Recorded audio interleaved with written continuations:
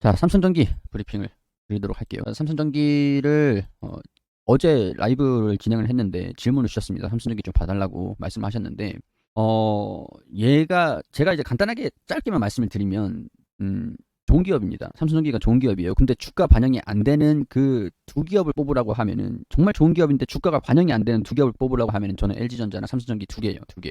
그 중에 하나가 삼성전기인데 삼성전기가 뭐 이슈는 있습니다. 계속 이슈는 있는데 이거 반영이 안 되면서 주가도 뭐 크게 힘을 좀 못 쓰고 있어요. 일단 오늘 소식들이 나와준 걸 보면 테슬라의 카메라 모듈 쪽으로 4, 5조 원대 수주 받았다. 모델 X, 모델 3 주요 승용차 트럭에 탑재되고 단일 계약으로 역대 최대 규모다. 500만 화소 4.0 다음 달에 양산이 된다. 이제 다음 달에 양산이 된다라고 해서 납품이 좀 들어간다라고 하면 지금 이제 2분기니까 3분기 실적부터 반영이 되는지 봐야겠죠. 1, 2, 3, 4, 5, 6, 7, 8, 9니까 3분기부터 다음 달부터니까 3분기부터 실적에 좀 반영이 될지 그런 것들을 좀 보셔야 될 것 같습니다. 아마 3분기 다음 달에 양산을 시작을 한다라고 하면 실적에는 아마 8월 달 실적부터 3분기 이제 좀 중반 정도부터 실적에 반영되지 않을까. 금액이 상당히 좀 커요.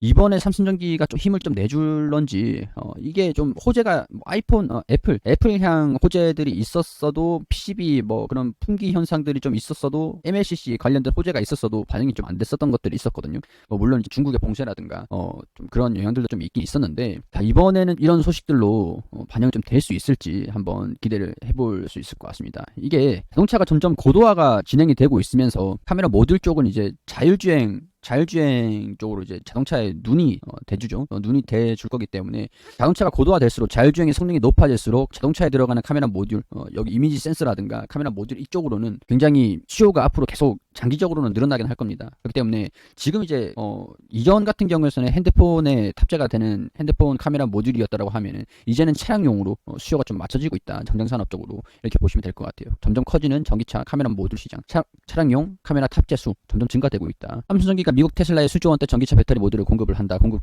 규모가 4조에서 5조 원에 달하는 것으로 업계에선 추정하고 있다. 단일 계약으로는 역대 최대 규모 수치다. 최근에 테슬라 전기차와 단연간 수조 원대 카메라 모듈 공급 계약을 맺었다. 테슬라가 올해부터 출시하는 모델 X, 모델 Y, 모델 S 그리고 모델 3 주요 승용차와 트럭 등의 삼성전기의 카메라 모듈이 대거 탑재가 됐다. 올해를 기점으로 본격적으로 확대되는 전기차 부품 시장에서 삼성전기의 존재감이 커졌다는 평가다. 이게 수주를 받았다라고 해도 한 번에 다 반영되진 않을 겁니다. 점진적으로 실적에 얼마 정도씩 반영이 되는지 계속 체크를 할 필요는 있을 것 같아요. 그럼에도 불구하고 지금 삼성전기가 이 정도 주가하면은 상당히 저렴한 측면들이 좀 있긴 있습니다. 근데 반영이 될지 이런 호재가 아무리 많이 나와도 시장에서 반영이 안 되면은 매수세가 좀 안 들어와주면 지금 이제 시장이 주가 흐름들을 좀 주도하는 그런 장세다 보니까 펀뜻 삼성전기 이렇게 좋으니까 사세요. 뭐 이렇게 말씀을 드리기는 상당히 좀 조심스럽긴 합니다.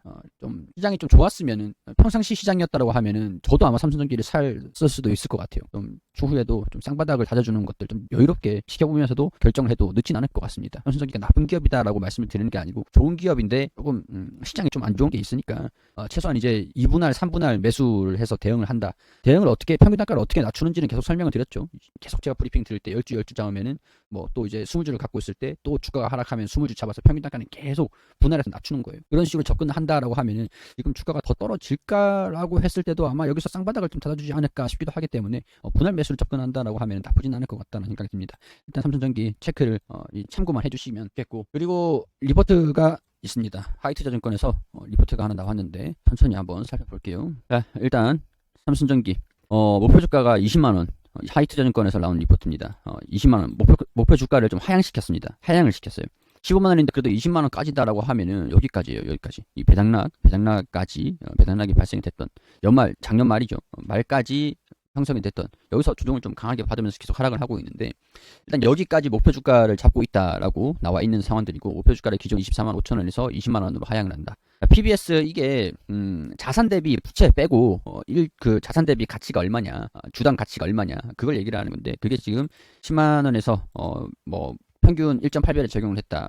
과거의 다운 사이클 대비해서 MLCC 수익성이 바닥이 높아졌다. MLCC가 업황이 지금 좋거든요. 좋은데 약간 이게 전장 산업에 또 자율주행차, 전기차 이런 쪽에도 MLCC가 들어가고 있는 것도 있고, PC 쪽 그리고 태블릿 이런 쪽으로 스마트폰 PC 쪽의 수요가 좀 둔화는 좀 살짝 되고 있습니다. MLCC에 대한 부분들. 근데 수익성은 점점 높아지고 있어요. 수익성은 높아지고 있다. 근데 아직까지 이 MLCC가 수익성이 매출 대비 영업이익률이 요건 매출이 좀 줄어들 수는 있을 것 같은데 영업이익이 증가되면서 상관없거든요. 근데 이게 확인이 되느냐, 확인이 됐냐, 그거는 좀 시간이 좀 필요할 것 같다라고 볼 수 있을 것 같아요. 수익성의 바닥이 높아졌다. 반도체 기판의 이익 기여도가 확대되고 있다. 반도체 기판도 지금 PCB 기판이 공급이 지금 부족해가지고 수요는 코로나가 끝나면서 수요는 계속 이제 증가되려고 하고 있는 상황들인데 공급이 부족이 되면서 계속 이 PCB에 대한 업황 자체가 견고하게 유지가 되고 있다라고 이전부터 그런 얘기들은 있었습니다. MLCC의 영업이익률은 과거 다운 사이클보다 높게 유지되고 있고 매출 구성이 전장, 산업, 소형, 5G 어플리케이션 위주로 확대되고 있다. 이런 IT 적용처에 대한 재고 조정에 따라 생산량은 좀 줄어들었으나 계단 판가가 상승하고 있다. 그러니까 규모냐, 그러니까 매출이냐, 규모 매출이냐, 아니면 영업이익률이냐, 영업이익이냐, 그게 좀 확인이 좀 필요하다. 기판 솔루션의 영업이익 기여도가 15%에서 30%로 대폭 확대될 전망이다. 반도체 기판의 호황이 맞물린 결과다. FCBGA 성장이 가파를 전망이다. 이게 PCB 기판도 그게 있죠. 코로나 때문에 좀 수요를 줄였는데 공급을 줄였는데 생산하는 거를 줄였는데 다시 시장의 공급이 대폭 줄어들다 보니까 가격적인 부분들을 유지를 하고 있고 생산을 안 줄인 기업들 같은 경우에서는 오히려 업황이 더 좋아지고 있는 그런 상황들인데 PCB 기판 업황은 계속 앞으로도 좀 당분간은 좋을 것 같다 이렇게 보시면 좋을 것 같습니다. 스마트폰 PC에 대한 수요 부진이 우려가 크다 보니까 체질 개선이 부각되지 못하고 있다. 중국의 도시 봉쇄로 인해 극대화됐던 수요 둔화가 피크아웃을 좀 하고 있다. 피크가 좀 정점이 지나가고 있는 상황들이다. 5년 평균 중하당 배수 1.6배마저 하회함은 물론 미중 무역 분쟁 당시 저점인 1.3배에 근접했음을 감안할 때 하반기 목표로 저점 매수 가능한 구간인 것으로 판단된다. 그러니까 자산에 대한 부분들 대비해서도 주가가 저렴한 측면들이 좀 있다 보니까 하반기는 좀 목표로 지금 분할 매수를 한다던가 조금씩 접근을 계속 해보는 것도 가능한 구간인 것 같다라고 리포트가 나온 겁니다. 자, 2022년도, 2023년도, 2024년도 매출액도 증가될 것으로 보고 있고 영업이익률도 증가될 것으로 보고 있습니다. 영업이익률이 이게 이번에 테슬라에서 카메라 모듈 수주를 진행을 한다라는 것들은 반영이 안 된 컨센서스이긴 하겠죠. 가이던스이긴 하겠죠. 그러니까 이런 것들도 추가적으로 반영이 되면 좀 이제 주가가 업사이드가 좀 더 있지 않을까 이렇게 볼 수 있을 것 같아요. 자, 삼성전기는 이렇게 보시면 될 것 같습니다. 테슬라 반영을 안 해도 영업이익률이 좀 견고하다 이렇게 보시면 될 것 같습니다. EPS가 2022년 올해 11,500원에서 15,000원까지 15,000원까지다라고 하면 지금 이제 13배 정도 형성을 하고 있는데 대략적으로 계산해 보면 10배 정도면 사실 좀 부담은 없는 가격대이긴 해요.